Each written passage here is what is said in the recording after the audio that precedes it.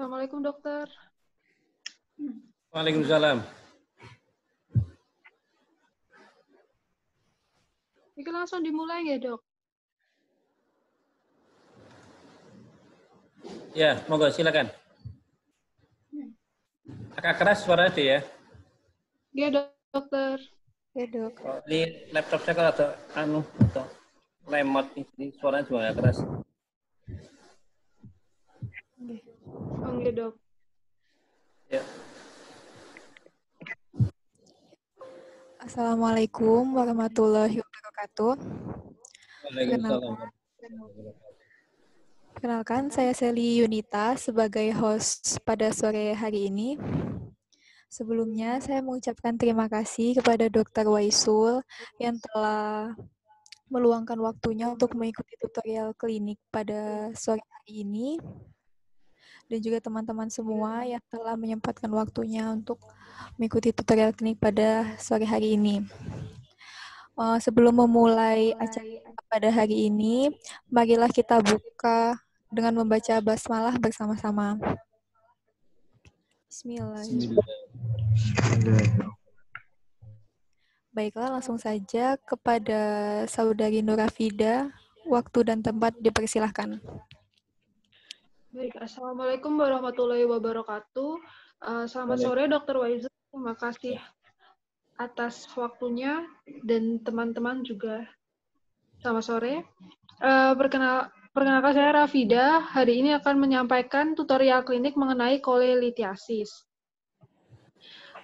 Identitas pasien, nama lengkap Tuan R dengan jenis kelamin laki-laki, usianya 28 tahun, alamat di Bantul, tanggal masuk Bangsal 14 Desember 2020.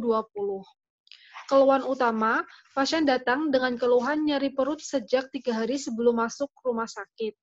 Riwayat penyakit sekarangnya, pasien datang ke rumah sakit pada tanggal 18 Desember 2020 dengan keluhan nyeri perut ulu hati, disertai mual dan pusing, muntah disangkal, demam disangkal, makan dan minum mau tapi menurun, kemudian BAB tidak ada keluhan, sedangkan BAK, pasien mengatakan warna urin seperti teh.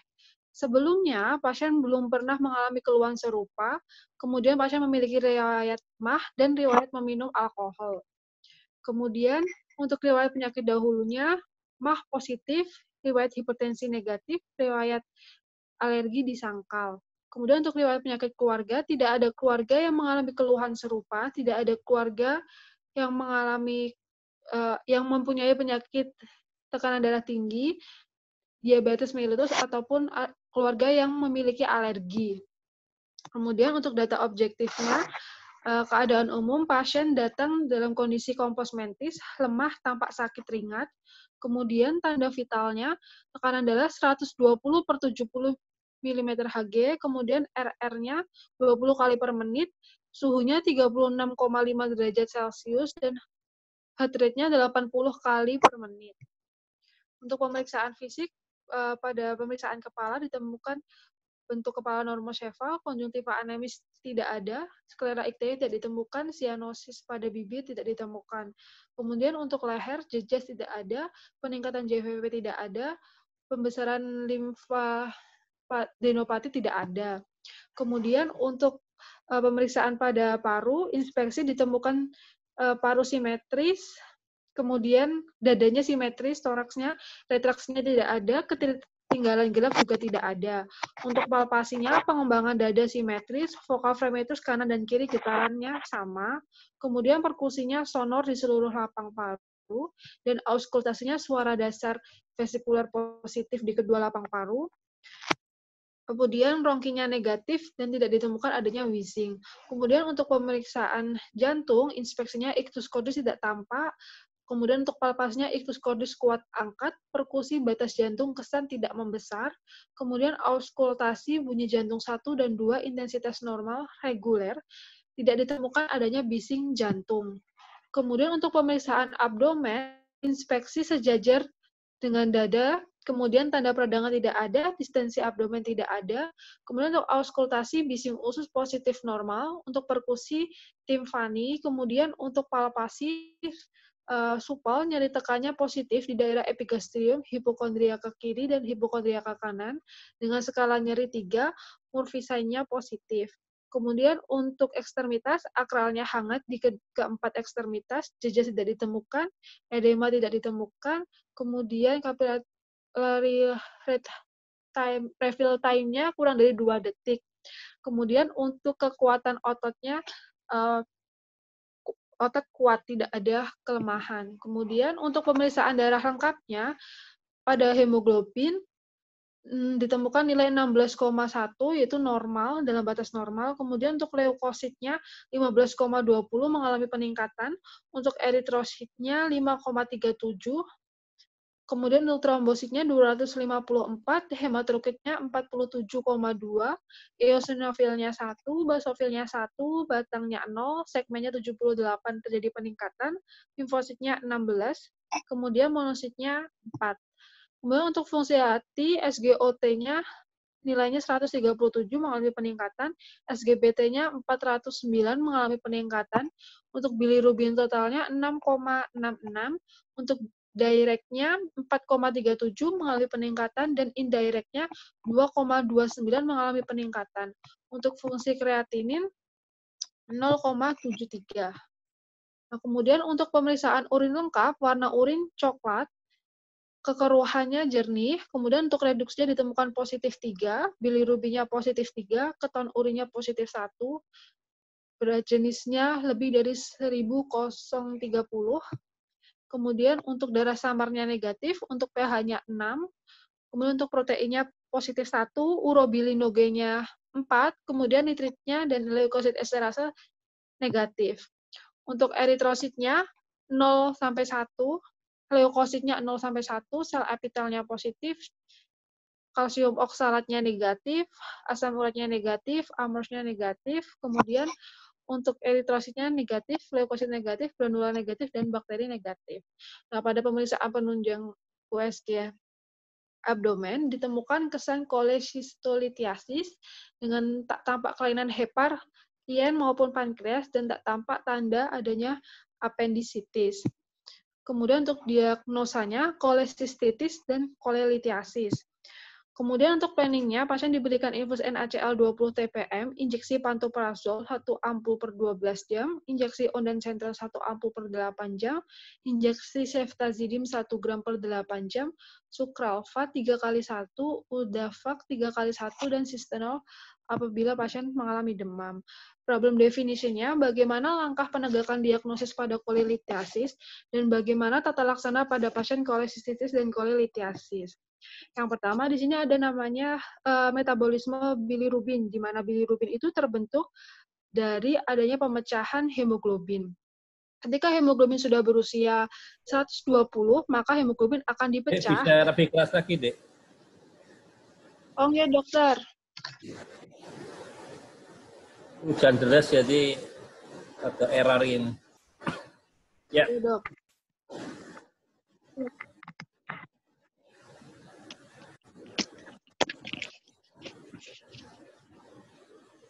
Kurang keras batin ya, dok?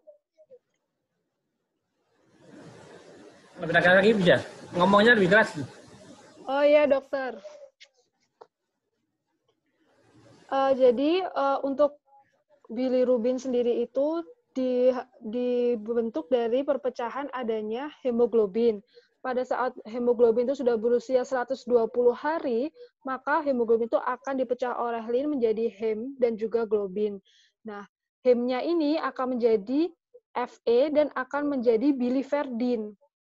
Nah, si biliverdin ini nanti dengan enzim hemeoksigenase akan diubah menjadi bilirubin unconjugated atau bilirubin indirect, di mana bilirubin indirect ini dia melalui transport plasma berikatan dengan albumin.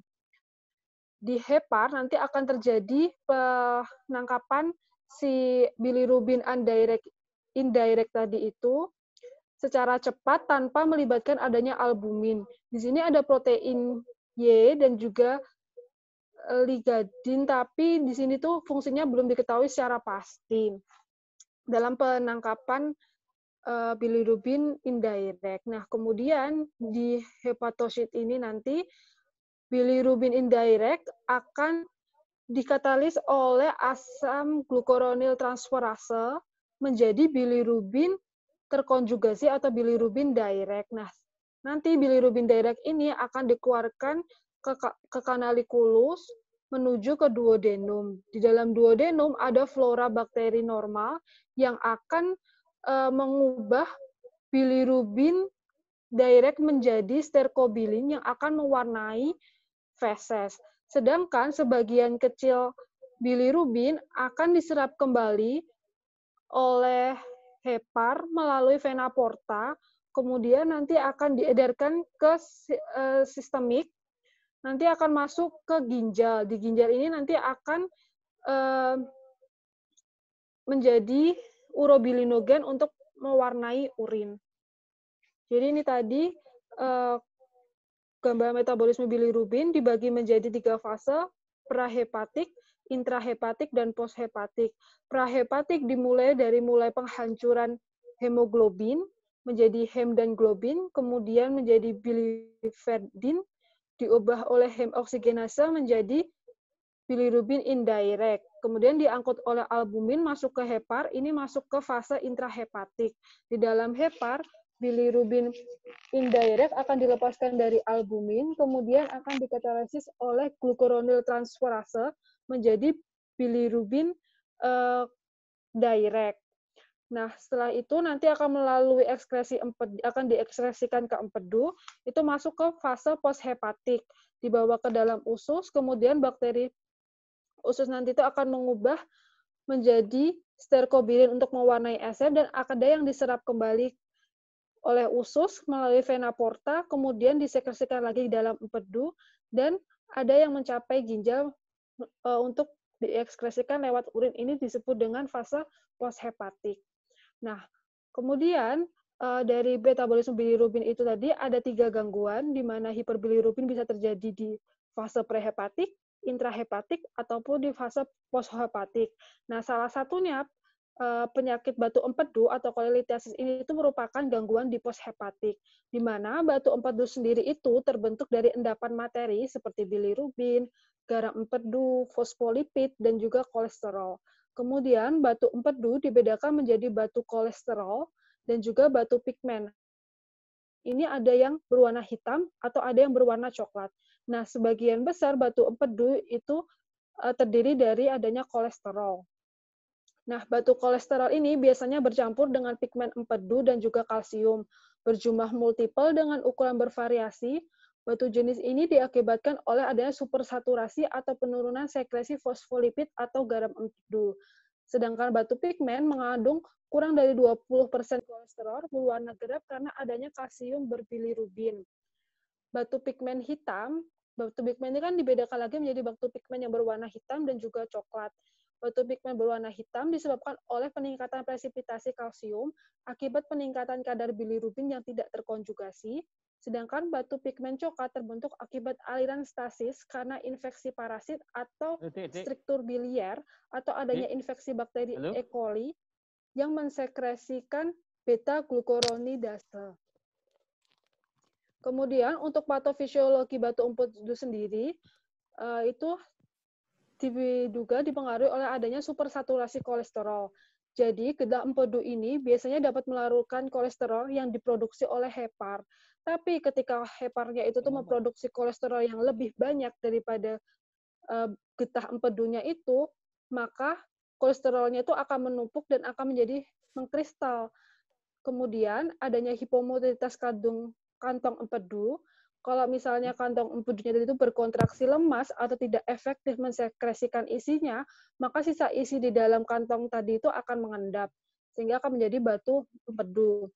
Nah, proses lain yang mempengaruhi terjadinya batu empedu itu adanya bilirubin berlebih. Jadi bilirubin itu kan merupakan hasil pemecahan sel darah merah, disekresikan oleh hepar dari empedu. Pada keadaan bilirubin yang berlebihan, seperti pada kasus anemia hemolitik, bilirubin juga dapat membentuk batu empedu. Nah, kemudian, dok. Halo? Halo? Halo dok, pripun dok? Ya, bentar tadi ulang lagi ya. Saya tadi lagi ganti apa? Headset bentar. Ini Oh dengar nggih nggak dok. sekarang? Dengar dokter. Oh ya sudah. Sudah. Diulang lagi coba dari patofisiologi yang apa tadi Filipin mulai dari Yang pun di dokter. saya tadi hilang saya pakai lagi headset ya. Pripun dok? Diulang lagi agak balik kira-kira 5 menit 2 menitan lalu sebelumnya coba. Terus Dari sini dok. Oh nggih. Baik dok, jadi untuk metabolisme bilirubin itu kan dibedakan menjadi fase prahepatik, fase intrahepatik, dan fase poshepatik. Nah, fase prahepatik itu dimulai ketika eritrosit yang sudah berusia 120 tahun akan dihancurkan, kemudian menjadi heme dan juga globin. Nah, heme ini nanti akan menjadi Fe dan juga akan menjadi biliverdin. Nah, oleh hemoksigenase ini, biliverdin akan diubah menjadi bilirubin indirect. Bilirubin indirect ini merupakan bilirubin yang tak larut dalam air. Dia larutnya dalam lemak, sehingga dia akan ditransport melalui plasma berikatan dengan albumin. Kemudian, nanti bilirubin indirect-nya ini akan masuk ke hepar, akan diambil oleh hepar, tanpa melibatkan adanya albumin. Kemudian bilirubin indirect-nya ini dalam hepar nanti akan dikatalisis oleh glukuronil transferase menjadi bilirubin direct. Nah, bilirubin direct ini akan diekskresikan melalui empedu. Sehingga pada fase mulanya masuk bilirubin indirect ke hepar sampai akan diekskresinya empedu itu merupakan fase intrahepatik. Nah, setelah diekskresikan ke empedu, maka akan dibawa ke dalam usus duodenum. Di dalam duodenum ini ada bakteri usus normal, flora normal, yang akan mengubah bilirubin direct ini menjadi sterkobilin yang akan mewarnai feses. Kemudian ada sebagian lagi diserap oleh usus, masuk ke vena porta, masuk lagi ke sistemik. Ada yang sebagian kecil mencapai ginjal, ini akan mewarnai urin menjadi urobilinogen. Jadi mulai masuknya duodenum sampai proses pewarnaan urin itu merupakan proses poshepatik. Nah, pada gangguan hiperbilirubinemia itu dibedakan menjadi berdasarkan 3 fasenya tersebut. Ada yang prehepatik, intrahepatik, dan juga poshepatik. Nah, salah satunya kolelitiasis atau batuk empedu ini merupakan gangguan hiperbilirubinemia pada fase poshepatik, di mana batu empedu itu terbentuk dari endapan materi seperti bilirubin, garam empedu, fosfolipid, dan juga kolesterol.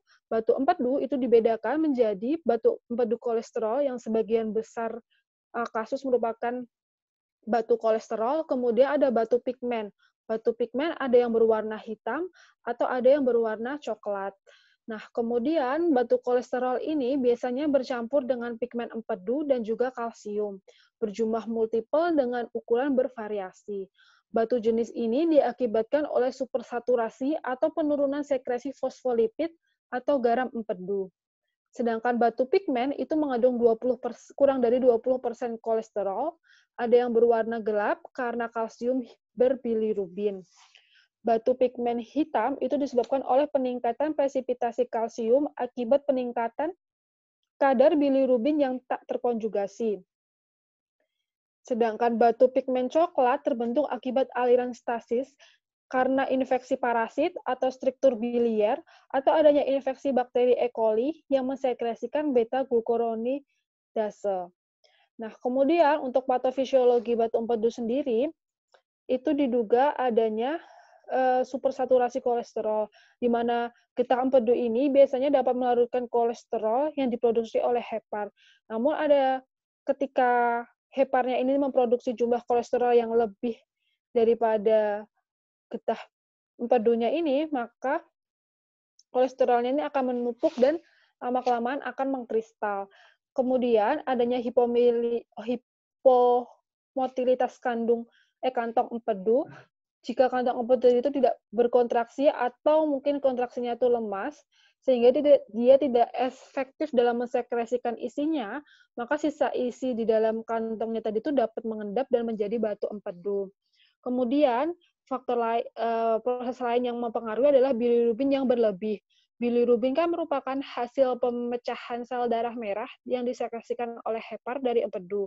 Pada keadaan bilirubin yang berlebih, seperti pada kasus anemia hemolitik, bilirubin tersebut dapat berubah menjadi batu empedu. Nah, kemudian kolelitiasis ini tadi itu dibedakan menjadi 3 kelompok. Ada yang asimptomatik, ada yang simptomatik, ada yang sudah terjadi komplikasi. Nah, yang simptomatik itu biasanya terjadi nyeri perut ataupun bisa terjadi kolesistitis akut, radang pada kandung empedu, di mana terjadi reaksi inflamasi akut di dinding kandung empedu yang disertai keluhan nyeri perut kanan atas, nyeri tekan, dan juga adanya demam. Faktor yang mempengaruhi timbulnya serangan kolesistitis akut ini antara lain ada stasis cairan empedu, infeksi kuman, dan juga iskemik dinding kandung empedu. Penyebab utama kolesistitis akut adalah batu kandung empedu sebanyak 90% kebanyakan kasusnya yang terletak di ductus cysticus yang menyebabkan stasis cairan, sedangkan sebagian kecil kasus timbul tanpa adanya batu empedu atau yang disebut dengan kolesistitis akalkulus. Nah, kolesistitis akut kalkulus atau yang disebabkan karenanya batu itu terjadi akibat obstruksi ductus cysticus yang menyebabkan distensi kantong empedu. Distensi kemudian menyebabkan hambatan aliran darah dan juga limfatik yang berujung pada iskemik jaringan dan juga nekrosis. Sedangkan kolesistitis akalkulus atau yang tanpa batu, mekanismenya belum dimengerti dengan jelas. Walaupun ada teori yang menyebutkan bahwa kerusakan terjadi akibat getah empedu yang stasis tinggal di kantong sangat beracur. Pada pasien yang sering berpuasa, kantong empedu tidak dapat merangsangkan kolesistokinin, CCK, atau yang merupakan hormon yang dapat menstimulasi pengosongan empedu, sehingga dapat terjadi pengosongan yang tidak sempurna. Kemudian untuk penegakan diagnosisnya, pada anamnesis, pada pasien yang asimptomatik itu tidak didapatkan gejala, sedangkan pasien yang simptomatik itu biasanya akan ditemukan adanya nyeri kolik pada abdomen, kadang menjalar hingga ke pundak ataupun ke skapula, kemudian pasien tampak lemah atau sakit, kemudian pasien mual dan atau muntah, kemudian adanya perubahan warna urin atau feses. Biasanya warna urin akan berubah menjadi warna seperti teh, sedangkan feses biasanya akan seperti dempul. Kemudian kadang juga disertai dengan demam. Untuk pemeriksaan fisiknya ditemukan adanya ikterus, kemudian nyeri tekan pada epigastrium dan kuadran kanan, teraba massa kandung empedu, dan adanya murfisan yang positif.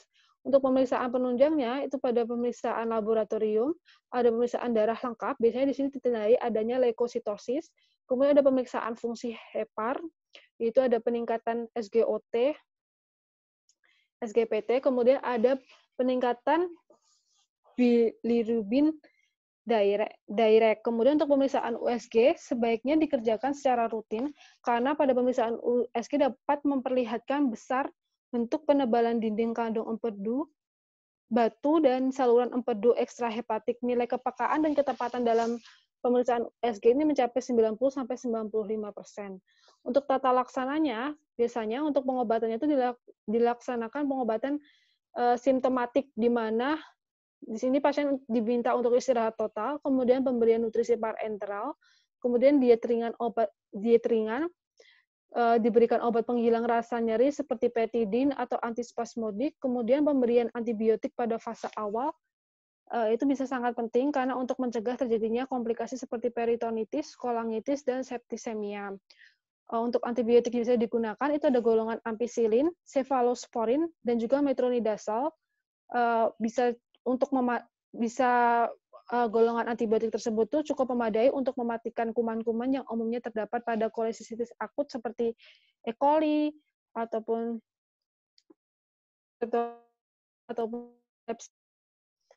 kemudian untuk penanganan profilatik untuk batu empedu asimptomatik itu tidak dianjurkan karena sebagian besar pasien dengan batu asimptomatik itu tidak akan mengalami keluhan dan jumlah jumlah dari batu, besarnya dan komposisi batu itu tidak berhubungan dengan timbulnya keluhan selama pemantauan.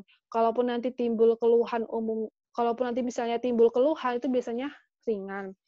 Untuk batu kandung empedu simptomatik itu bedah kolesistektomi sampai saat ini masih merupakan baku emas dalam penanganan kolelitiasis. Nah, biasanya bedah kolesistektomi itu yang digunakan saat ini adalah teknik laparoskopi, di mana menggantikan teknik operasi kolesistektomi terbuka yang secara konvensional. Nah, koleksiostomi terbuka ini masih dilakukan pada keadaan-keadaan tertentu yang di mana tidak bisa dilakukan laparoskopi ataupun dilakukan laparoskopi tapi gagal. Kemudian untuk terapi non bedah itu diberikan UDCA dengan dosis 500 mg per hari per oral. Terima kasih. Sekian presentasi dari saya. Mohon maaf apabila ada kekurangan. Saya kembalikan kepada Sally.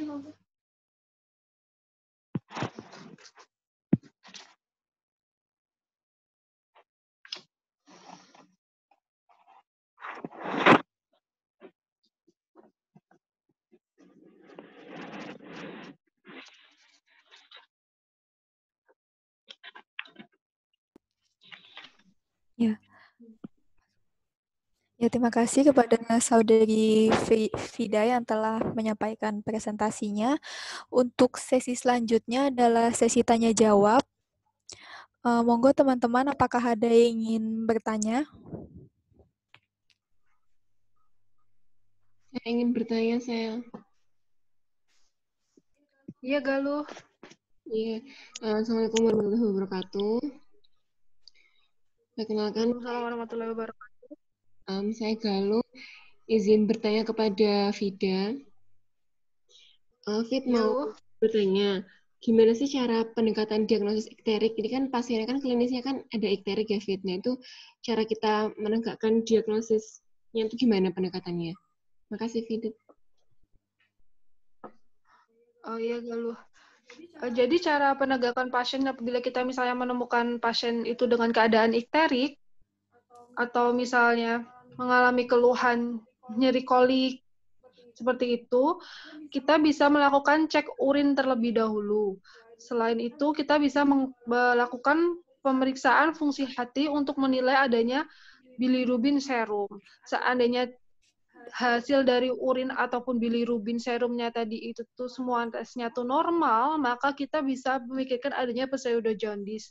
Kita bisa bertanya kepada pasien apakah memiliki riwayat dalam memakan pepaya ataupun melon ataupun wortel. Karena makanan tersebut itu merupakan makanan beta karotin yang bisa menyebabkan mengandung beta karotin yang bisa menyebabkan jaundice. Sedangkan misalnya cek urinnya itu positif bilirubinnya. Kemudian untuk bilirubin serumnya itu ada peningkatan bilirubin total dan juga ada peningkatan bilirubin, misalnya bilirubin direct. Nah, nanti itu kita bisa memikirkan adanya hiperbilirubin yang terkonjugasi atau hiperbilirubin yang direct. Itu biasanya kita bisa dari intrahepatik, bisa juga dari ekstrahepatik, sehingga kita akan melakukan tes liver fungsi dulu, misalnya tes SGOT, SGBT, dan kalau misalnya nanti tidak ada gejala yang jelas, maka kita melakukan screening hepatitis. Bisa screening hepatitis A, bisa B, dan juga hepatitis C. Nah, misalnya nanti nggak ada screening hepatitisnya tidak ditemukan adanya kelainan, maka dilakukan screening autoimun seperti ANA, anti-LKM, dan juga anti-smooth muscle. Misalnya nanti dari screening autoimun itu dia tidak ada diagnosis yang jelas, maka kita lakukan USG ataupun CT scan pada abdomen. Misalnya nanti bisa diketahui adanya intrahepatik atau adanya dari ekstrahepatik. Nah, kemudian untuk misalnya pemeriksaan di urinnya itu negatif untuk bilirubin atau terjadi peningkatan total bilirubin atau misalnya bilirubin directnya itu normal, maka itu bisa kita pikirkan adanya hiperbilirubin yang tak terkonjugasi atau yang indirect. Berarti itu bisa terjadi, misalnya kita pikirkan adanya hemolisis, kemudian adanya toksin obat, ataupun genetik sindrom seperti Gilbert syndrome. Seperti itu, Galuh. Berarti besok kalau kita di puskesmas nih Fit, jadi dokter di puskesmas berarti bisa cek urin sama bilirubinnya ya kalau ada pasien ikterik. Iya Galuh, seperti itu. Jadi kita lihat serum markernya tuh yang meningkat mana, yang direct atau yang indirect. Kemudian dari situ kita nanti bisa memikirkan itu tuh dari prehepatik, intrahepatik atau posthepatik. Kayak gitu. Makasih Fit. Sama-sama lu. Baiklah teman-teman, ada yang ingin bertanya lagi? Assalamualaikum Sally dan Vida. Saya Salwa ingin bertanya kepada Vida. Waalaikumsalam, ya Salwa. Untuk indikasi kolestektomi itu gimana nggih Vida? Terima kasih sebelumnya. Terima kasih Salwa atas pertanyaannya. Izin mencoba menjawab ya Salwa. Jadi indikasi kolesistektomi itu adalah kolesisitis yang ringan sampai sedang, kemudian batu pada duktus itu tuh biliaris yang komunis, kemudian ada pankreatitis biliar yang ringan. Tapi sebenarnya untuk indikasi kolelitiasis sendiri itu masih diperdebatkan. Ada yang bisa dilakukan, ada yang pro dengan dilakukan secepatnya, ada yang tidak pro untuk dilakukan secepatnya. Nah, ahli bedah yang pro operasi dini itu menyatakan bahwa kolestektomi itu bisa menghindarkan adanya menghindarkan adanya komplikasi, terus habis itu timbulnya gangren, terus lebih singkat dalam perawatan rumah sakit. Tapi kalau misalnya yang tidak setuju menyatakan operasi dini itu akan menyebabkan penyebaran, takutnya itu nanti ada penyebaran infeksi ke rongga peritoneum dan teknik operasi lebih sulit karena proses inflamasinya itu lebih akut kalau misalnya dilakukan secara dini. Jadi masih diperdebatkan dua itu Salwa. Oh gitu ya Vida, berarti sebaiknya gimana ini tuh? Sebaiknya dilakukan kolestektomi atau tidak? Sebaiknya dilakukan pengobatan. Tadi itu kan pengobatannya kalau misalnya yang simptomatik berarti lakukan pengobatan simptomatik terlebih dahulu, kayak bed rest dulu, kemudian dikasih cairan parenteral, dikasihkan antibiotik untuk mencegah adanya infeksi, kok sama ada dikasih UDCA itu untuk menghancurkan batu empedu. Tapi kalau misalnya dia belum respon, maka bisa dilakukan kolestektomi. Kita bisa rujuk ke ahli bedah begitu, Sal. Bisa kita rujuk ke ahli ke IPD, ke dokter SPPD ataupun ke dokter bedah begitu, Sal. Oh ya, terima kasih Vida. Sama-sama, Sal. Ada lagi teman-teman yang ingin bertanya?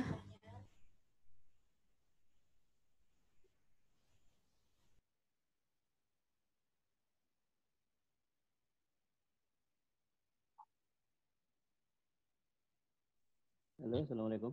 Assalamualaikum warahmatullahi wabarakatuh, Vida. Waalaikumsalam warahmatullahi wabarakatuh. Fari ya? Ya, saya Fari mau bertanya, mengapa pada pasien ini kok urinnya itu presentasinya atau bentuknya itu kok warnanya seperti teh ya, Fit ya? Itu mekanismenya seperti apa ya? Terima kasih. Baik, Fari mau izin menjawab ya. Jadi kan tadi sudah dijelaskan bahwa pada metabolisme bilirubin itu kan ada fase di mana poshepatik, di mana si bilirubin tadi itu kan mulai diekskresikan dari kandung empedu ke duodenum. Nah, ketika ada sumbatan menuju ke duodenum, maka banyak bilirubin yang akan lebih banyak bilirubin. Jadi kan bilirubinnya itu nggak bisa ke duodenum. Jadi kan menumpuk di situ. Nah, itu bisa masuk ke diserap lagi oleh kandung empedunya, kemudian masuk ke sistemik, dan nanti dari sistemik itu nanti akan dikeluarkan ke ginjal sehingga lebih banyak bilirubin yang mewarnai urin. Jadi lebih pekat urinnya kayak gitu, Fari. Jadi karena adanya obstruksi di saluran empedunya tadi yang mau ke duodenumnya. Seperti itu, Fari. Oh, gitu. Oke. Ya, Terima kasih Vida jawabannya. Sama-sama, Fari. Apakah ada lagi teman-teman yang ingin bertanya? Halo, Assalamualaikum Vida. Saya ingin bertanya, Vid. Tadi kan sudah dijelaskan beberapa tentang siklus dari pembentukan bilirubin ya. Nah, itu mungkin perbedaannya dari ketiga itu secara prosesnya gimana ya? Kalau ada patofisiologinya di salah satu siklus tersebut. Oh iya. Terima kasih. Izin menjawab biasanya, mencoba menjawab. Untuk gimana sih kita cara membedakan adanya ikterus prehepatik, intrahepatik, dan juga poshepatik. Yang pertama kita lihat terlebih dahulu tadi dari serum markernya. Sebentar, dari serum markernya benar. Kalau misalnya prehepatik, berarti tadi kan bilirubin, hemem dirubah menjadi biliverdin, dirubah menjadi bilirubin indirect. Sehingga pada proses prehepatik nanti akan serum markernya itu akan meningkatnya indirect. Sedangkan pada proses intrahepatik nanti itu bisa keduanya. Karena kan mungkin udah ada yang bisa masuk indirectnya ke hepar. Kemudian udah ada yang bisa, tapi tidak bisa diubah menjadi bilirubin direct, atau mungkin sudah ada yang bisa diubah menjadi bilirubin direct. Jadi nanti pada intrahepatik itu bisa indirect sama direct itu sama-sama meningkat. Sedangkan pada poshepatik di dalam hepar kan sudah diubah menjadi bilirubin direct ya, yang dari indirect menjadi direct. Nah, tapi kan dia nggak bisa dikeluarkan, maka dia akan menunjukkan peningkatan pada bilirubin direct. Nah, kemudian untuk mekanisme dasarnya, di mana prehepatik itu terjadi peningkatan hemolisis. Jadi misalnya terjadi lisis pada hemoglobin. Nah, kemudian untuk intrahepatik itu terjadi gangguan pada penyerapan bilirubin, atau mungkin terjadi gangguan pada konjugasi bilirubin. Kalau pada mekanisme dasarnya pada poshepatik itu didasarkan adanya ekskresi yang kurang karena adanya obstruksi bilir. Jadi adanya obstruksi bilir itu menyebabkan berturunnya ekskresi bilirubin. Nah, kemudian pada pemeriksaan bilirubin dalam urin itu pada prehepatik biasanya bilirubinnya tuh absen di dalam urin, jadi nggak ada. Kalau di intrahepatik dan poshepatik itu biasanya terdapat bilirubin. Karena kenapa kok kayak gitu? Karena pada prehepatik itu tadi kan yang ada tuh bilirubin indirect, sedangkan bilirubin indirect itu tadi tuh dia tidak bisa diserap oleh ginjal kayak gitu, karena dia kan nggak larut dalam air. Jadi glomerulus tidak bisa menyerap bilirubin indirect. Maka kenapa dalam proses fase prehepatik itu tadi itu si urinnya tadi itu tidak ada di dalam si bilirubin itu nggak ada dalam urin. Nah, kemudian pada marker yang lain itu biasanya pada prothrombin time, di mana pada prehepatik itu tuh normal. Tapi kalau misalnya di intrahepatik itu tuh prothrombin time-nya itu tuh abnormal, tapi tidak membaik dengan pemberian vitamin K. Sedangkan untuk poshepatik itu tuh dia abnormal dan membaik dengan vitamin K. Kemudian biasanya kalau pada prehepatik itu mengarah kepada diagnosis anemia hemolitik, kemudian sindrom Gilbert, seperti itu. Nah, kalau yang intrahepatik itu tuh biasanya karena adanya hepatitis, lebih sering seperti itu. Kalau untuk poshepatik itu biasanya adanya obstruksi pada saluran empedu, kayak batu saluran empedu atau batu kandung empedu, kayak begitu, Seno. Apakah menjawab? Oh iya, sudah. Terus berarti kalau ada peningkatan bilirubin contohnya pada kasus kolelitas itu pasti ada ikterusnya nggak ya? Nggak ada ikterusnya itu nggak selalu timbul. Kalau misalnya ikterusnya kurang dari 4, kalau saya nggak salah, itu tuh dia belum timbul sampai ke kulit kayak gitu. Paling cuman skleranya aja. Jadi kalau misalnya ikterus yang benar-benar bisa terlihat itu tuh apabila bilirubinnya itu tuh mencapai angka 7 mg. Tapi kalau misalnya ikterus yang ringan, itu tuh biasanya hanya melibatkan sklera mata, itu berkisar 2 sampai 2,5 mg per desiliter.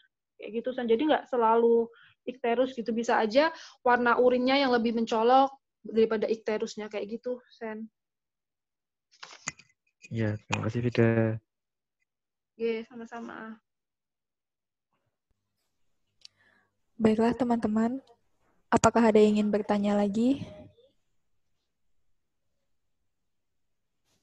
Halo. Assalamualaikum.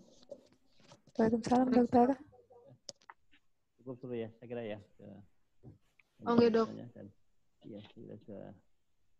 Tapi maju ini si maju ini si Nur Rafaida. Nur Rafida, Dok. Iya, Dok. Rapal senengi wong tutupan masker terus jadi. Jadi selamat ya, cukup baik. Jadi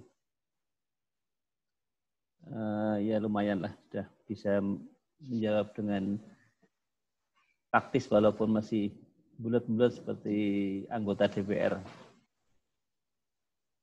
Anggota DPR kan jawab kan bulat-bulat jadi muter-muter jadi. Ya, tapi cukup baik ya.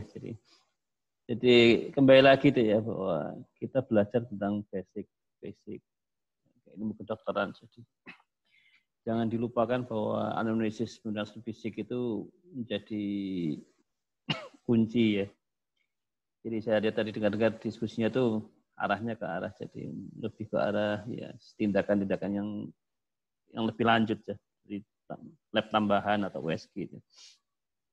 Jadi sebenarnya kalau jenengan lebih teliti lagi bahwa orang-orang yang iktrik poshepatan ini ada khasan sendiri ya. Jadi mungkin kalau jenengan baca tentang iktrik yang poshepatan itu disebut warna iktrik-nya juga akan berbeda dengan iktrik yang biasa ya. Jadi mungkin dari analisis akan kelihatan ya. Warnanya akan lebih hijau kayak jerami ya. Kalau jenengan nanti mungkin baca lagi coba nanti di. Kemudian yang kedua, yang khas di sini kadang akan Filipina ini yang poshepatannya akan menimbulkan gatal biasanya. Gatal kemudian khas lagi beda. Biasanya kan tidak ada stercobilin yang di dalam feses ya, sehingga akan munculkan BAB-nya warna pucat ya, seperti dempul itu ya. Kemudian yang perlu diwaspadai lagi, Bapak, jadi juga harus analisis tentang faktor risiko. Faktor risiko, jadi faktor risiko dari batu empedu ini apa aja? Poti, female, ya. Pernah dengar? Female, 40 sama... Nggak dengar ya? Halo? Ini sekarang sudah dengar dokter, lebih jelas dokter. Iya. Halo? Nggak, Dok. Dengar nggak? Dengar ya. Jadi ada biasanya pun kan batu empedu kan terjadi pada 4F biasanya. Wanita, gemuk, umur 40 tahunan ya. Jadi banyak fat. Gitu. Karena hampir dokter ini disebutkan 90% ya batu itu dari kolesterol ya. Betul ya? Nggak, Dok. Nggak, dokter. Sehingga kan memang orang-orang yang cenderung untuk kena dari batu empedu itu ya orang-orang itu tadi. Saya nggak tahu wanita kok masih lebih banyak dibanding laki-laki. Nanti jangan mungkin bisa ditambahi dilengkapi untuk faktor risikonya. Sudah ada belum tadi ya? Belum ya? Belum dokter. Belum ya. Jadi itu kan dari anamnesis sudah akan kelihatan di situ ya. Kemudian datang dengan nyeri perut ya. Nyeri perut dengan kuning itu DD-nya cuman yang paling dekat ya sumbatan. Kalau kuning dengan tanpa sakit, mungkin Anda bisa berpikir tentang hepatitis. Jadi tetap kembali bahwa keluhan-keluhan ini sangat harus diperhatikan. Nyeri pada kanan atas DD-nya apa yang paling dekat? Oh, kanan atas pankreatitis dokter. Yang DD pertama kolesistitis ya, kemudian ada pankreatitis, ada lagi DD-nya? Abses separ ya, abses separ nggak apa-apa, abses separ kemudian ISK batu ginjal ya, di situ nggak ada DD yang hepatitis nyeri.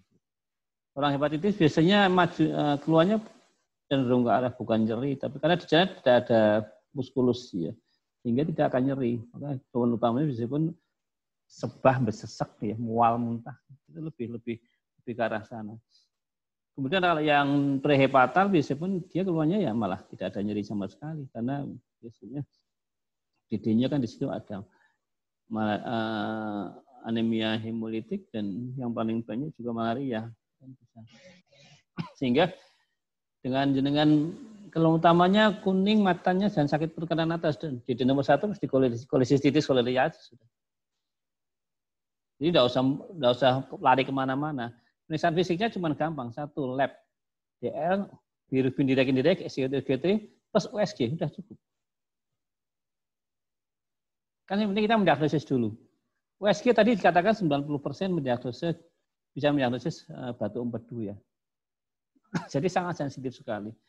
Jadi seperti protonin time dan yang main macam-macam itu mungkin akan menghilang, ya itu kalau sudah lanjut sekali ya, protonin time naik kalau sudah terjadi sirosis hepatis, karena di situ akan terjadi gangguan hati yang berat kan, itu akan menyebabkan protonin yang meningkat gitu ya. Kemudian untuk pemeriksaan anti HBS, screening untuk hepatitis itu jangan dikira itu murah, mahal itu deh ya. Anti HCP itu sudah 400.000 sendiri deh. Jadi makanya kita harus berpikir tentang dana untuk pasien. Jangan sampai nanti periksa habis-habisan untuk BPJS ya, yang nombor rumah sakit. Tapi kalau enggak nanti ya pasiennya dedel duel deh. Jadi kita mencoba sesimpel mungkin gitu ya. Jadi dari tadi lab DL sama bilirubin ada udah kelihatan darah lengkap, ada AL naik, kemudian bilirubin yang naik direct atau directnya? Direct dokter. Ya justru itu pegang aja itu. Yang naik indirectnya dari dia prehepatal. Yang naik directnya berarti dia poshepatal. Dua-duanya naik biasanya dia hepatal atau yang sosial. Jadi simple. Ya boleh Anda mau periksa urin, boleh saja. Cuman itu mungkin tidak begitu spesifik sekali ya. Ya, itu mungkin cara pendekatan diagnosis ikterik biar lebih mudah ya. Kalau prehepatal ya oke lah nanti Anda lacak. Tadi yang kemarin di kasusnya siapa sih? Anemia hemolitik ya. Kalau hepatitis ya nanti kita harus lacak juga. Dan kalau hepatitis harus hati-hati juga. Kapan Anda cek anti HAV? Kapan cek untuk anti HCV? Itu yang dicek kan bukan antigen, tapi antibody. Kapan munculnya harus tahu, sama harus tahu grafiknya. Kalau HBsAg itu kan Ag-nya antigen. Jadi saat sakit akan muncul. Kalau yang HAV, anti IgM, anti HAV, dan yang kedua anti HCV, itu antibody yang periksa. Berarti saat fase akut justru dia malah belum muncul. Setelah dia antibodinya muncul, imunologinya muncul, baru akan positif. Seperti COVID kan juga gitu ya. Yang diperiksa antibodinya atau antigennya kan. Harus jelas ya. Sehingga tidak terbuang-buang. Kalau Anda langsung ikterik, tambah langsung cek anti HPV ya belum tentu aja. Kalau negatif belum tentu dia positif negatif. Ya jadi antibodinya belum muncul. Karena ini yang diperiksa kan antibodi di situ.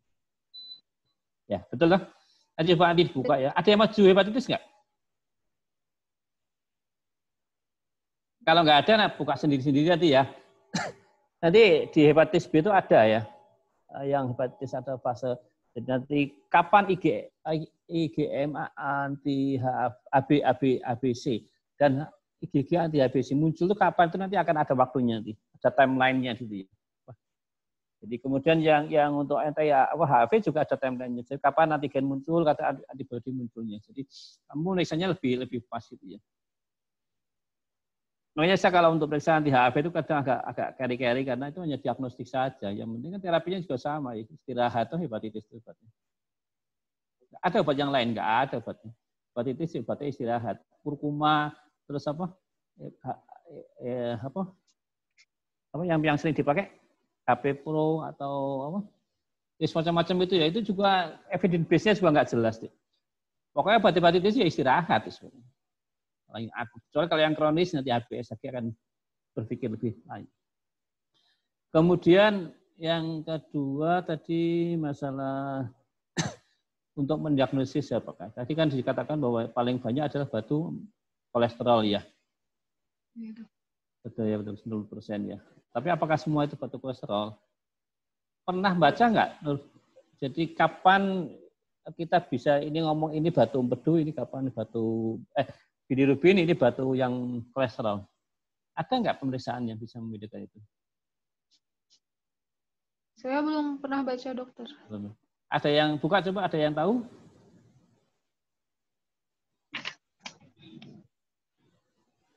Karena untuk batu-batu empedu ini kalau yang batu bilirubin itu tidak ada terapi selain operasi kan. Jadi obat-obat untuk pemecah batu seperti yang tadi dikatakan ursodeoxycholat itu ya tidak bermanfaat sama sekali untuk batu yang ya bermanfaat untuk batu yang kolesterol ya.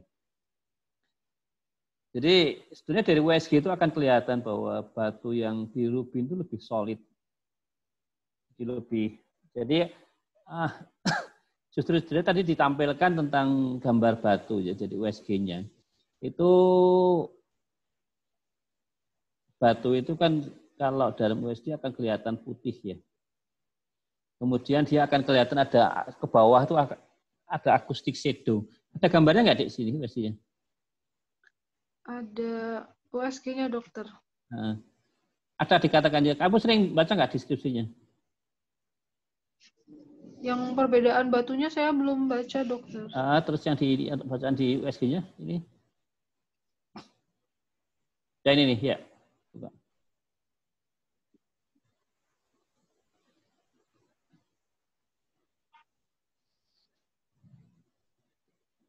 Ini yang ini ran ya, bukan hepar ya? Cuman ini, Dik. Ya. Iya, dokter. Di RM hanya ini, dokter. Ini plan out-nya yang dikatakan ren sama lien malah heparnya nggak kelihatan, nggak tervisualisasi dengan baik ya, nggak kayak itu berarti. Itu jadi kalau di dalam USG itu kan ada gambaran putih gitu ya. Kemudian nanti di bawahnya tuh agak hitam terus bawahnya ada putih bawah itu ya. Itu namanya acoustic shadow ya. Nah, dari warna itu akan kelihatan bahwa kalau batu yang keras itu meskipun dia akan menyerapnya sedikit sekali sehingga akan lebih gelap. Kemudian yang kedua dengan foto abdomen polos ya, BNO polos dengan persiapan ya. Kalau batu bilirubin itu akan terlihat batu. Jadi batu. Kemudian kalau yang kolesterol itu batunya tidak akan terkelihatan dalam foto BNO. Sehingga dari situ Anda bisa menganalisa bahwa kapan kita katakan itu batu empedu yang bilirubin, mana yang non bilirubin. Ya kolesterol ya. Ya, jadi untuk indikasi operasi saya kira masih debatable ya. Cuma kalau dari penyakit dalam memang selama dia tidak mengganggu, tidak ada sumbatan, ya untuk apa diangkat. Jadi sebenarnya yang sangat ditakutkan itu adalah obstruksi ya. Kalau ada obstruksi yang masif itu memang harus segera dioperasi sito itu ya. Ini kalau misalnya dia posisinya manis di kandung empedu dan dia jarang keluar ya, mungkin tidak harus diambil dulu. Hanya yang perlu dipikirkan bahwa operasi itu tidak terus menyelesaikan masalah total ya tentang gangguan di perut. Karena di situ ada empedu. Empedunya itu kalau dioperasi batu ya diambil semua, nggak mungkin hanya ngambil ambil batunya tak dicoba jadi jahit lagi orang mari-mari diambil empedunya. Sehingga semua makanan yang masuk ke dalam pencernaan yang membutuhkan empedu ya akan terganggu. Salah satu contoh yang paling gampang adalah makanan yang mengandung lemak ya. Sehingga kalau orang-orang makan lemak gorengan gitu dia butuh empedu ya, asam empedu. Di situ nggak ada asam empedunya, nggak usah diambil sehingga akan tetap ada keluhan. Jadi kalau makan yang minyak-minyak yang lama-lama ya akan jebah juga. Jadi keluhan tetap ada walaupun itu bukan karena batunya, walaupun diambil. Jadi maksud saya bahwa kalau dia hanya batunya posisinya bagus di empedu kemudian tidak mengganggu, hanya sebah-sebah sedikit, ya biar aja dulu. Kita peseni kalau dia nyeri banget dan ada kuning, segeralah datang untuk di USG ulang. Apakah dia obstruksi? Obstruksi biasanya di mana? Di ductus, ductus itu ya. Sistikus. Sistikus gitu. Pokoknya yang cabang-cabang kecil itu yang mau keluar itu ya. Jadi di sana itu yang bisa menyumbat. Nah, kalau udah begitu ya harus diambil segera ya. Kemudian di lain mungkin itu ya, udah falak juga pengobatannya cukup lama deh. Jadi batu itu kadang saya baru berhasil 1 tok selama saya jadi dokter. Mengobati batu itu berhasil hilang tuh 1 tok. Itu orang Kalimantan tapi dia masih muda dan orangnya sangat disiplin sekali. Dia setiap bulan ke sini datang ke Jogja ini. 9 bulan dia hilang. Bersih sih. Tapi emang ya betul-betul diet ketat karena kan memang faktor utamanya dari kolesterol dia gemuk tadi. Jadi ya kalau nanti dietnya kurang bagus susah juga kolesterolnya digawe terus. Jadi ya, diobati pun juga akan nambah-nambah terus mungkin. Itu yang jadi diet untuk kolesterol sangat penting sekali untuk batu-batu yang dari kolesterol ya. Ya kecuali kalau batu itu yang bilirubin memang tidak usah diobati ya memang harus operasi kalau mau diambil. Itu pun kalau menyumbat dan mengganggu. Ya, terus ini sebenarnya saya agak ragu dengan USG-nya, Dik, karena saya tidak lihat gambarnya ya. Jadi kalau hanya batu duduk manis di sana, dia akan nggak akan menyebabkan melakukan sakit ya. Ini batunya berapa senti, Dik? Batunya tidak ada di sini. Nggak diukur ya? Ada di enggak, dokter. Ya, dokter punya bisa nggak diukur. Jadi batu kan nggak mungkin berdunduk 1 jam, 2 jam atau sehari 2 hari ada itu. Mesti dia waktunya sudah lama batu di situ ya. Nah, kenapa dia bikin nyeri? Saya kira itu ada radang. Harusnya gambarnya mesti ada. Kalau ada radang di empedu, USG-nya ada gambar khusus ya. Ada double layer tuh ya. Jadi di gambar itu ada gambar garis putih 2 double itu ya. Itu namanya double layer. Nah, itu yang biasanya bikin nyeri itu karena ada itisnya itu, ada radangnya infeksi. Dan terbukti di sini airnya naik ya. Enggak, dokter. 14.000 dengan segmen lebih dominan ya. Iya. Ya, sehingga kan lebih cenderung karena ini suatu ada radang, Bang. Radang. Karena radang bisa karena infeksi, bisa karena non infeksi. Tapi setiap radang airnya akan naik gitu ya. Ya alhamdulillah dikasih antibiotik agak membaik ya. Jadi membaik, pasien pulang baik ini ya. Baik, dokter. Bilirubin direct berapa waktu masuk? Waktu masuk directnya 4,37, indirectnya 2,29. Kemudian pulangnya directnya 0,42, indirectnya 0,3. Ya berarti memang ada radang di situ yang bikin alirannya tidak bagus kan ya. Ya kan kita nggak ngasih obat-obat yang udah falak nggak akan bikin secepatnya jadi hilang batunya itu deh.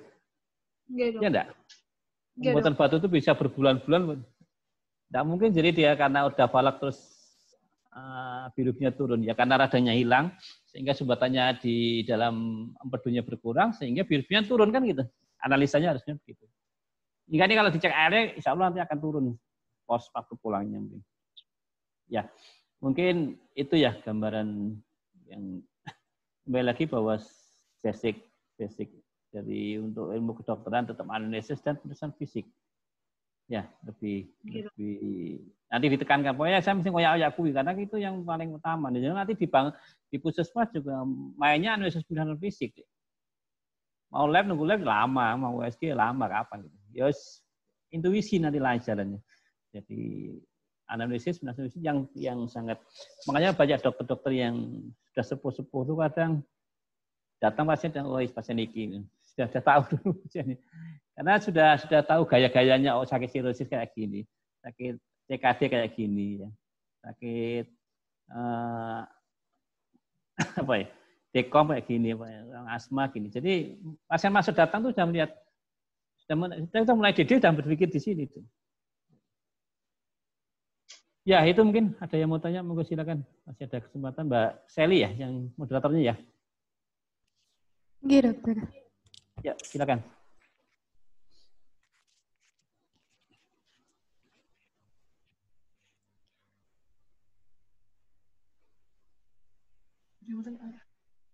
Teman-teman, apakah ada yang ingin bertanya?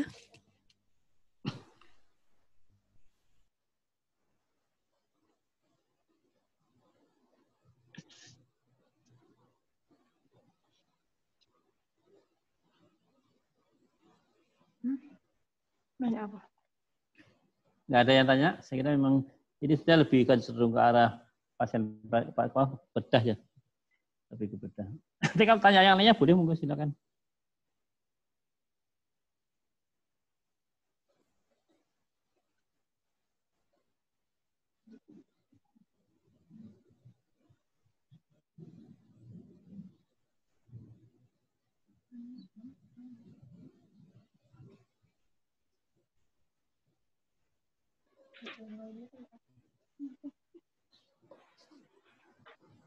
Ya, kalau nggak ada ya sudah ada apa, memang sudah cukup saya kira sudah. Untuk ilmu dari batu empedu kan segitu, memang tidak banyak memang ya. Karena memang dia tindakannya lebih banyak. Oke, saya kira cukup ya mungkin. Matur nuwun dokter. Sama-sama. Kira-kira mau maju lagi kapan ini? Hari Rabu, dokter. Rabu, bismillah. Berapa orang rencana? Satu orang, dokter. Ya tidak apa-apa. Supaya yang penting maju-maju terus. Rampung juga akhirnya. Jam 4-an ya? Ipun dok? Gitu, siap dok. Jam 4 toh? Enggak tinggal, dok. Tinggal 5 toh? Ya. Harus ngomongnya harus tinggal 5 itu. Pikirannya ini. Pikirannya bikin. Kalau masih 5 masih banyak stres nanti. Tinggal 5. Nanti lebih nyaman gitu. Gitu ya, kurang lebihnya saya mohon maaf ya. Mungkin ada kata-kata yang tidak berkenan ya. Mudah-mudahan manfaat semuanya. Kalau ada salah-salah atau mungkin ilmu yang salah dari saya, mudah-mudahan Allah ampuni ya. Mungkin dari kebodohan saya. Yang baik-baik insya Allah dari Allah aja. Mungkin gitu ya. Kurang lebihnya maaf. Assalamualaikum warahmatullahi wabarakatuh.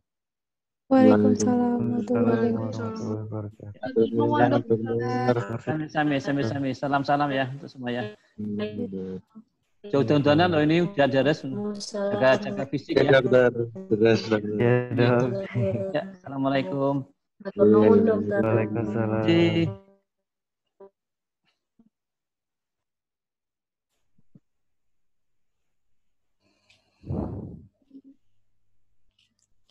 Udah, yuk. Rafka. Makasih ya guys. Makasih ya guys. Semangat. Insyaallah.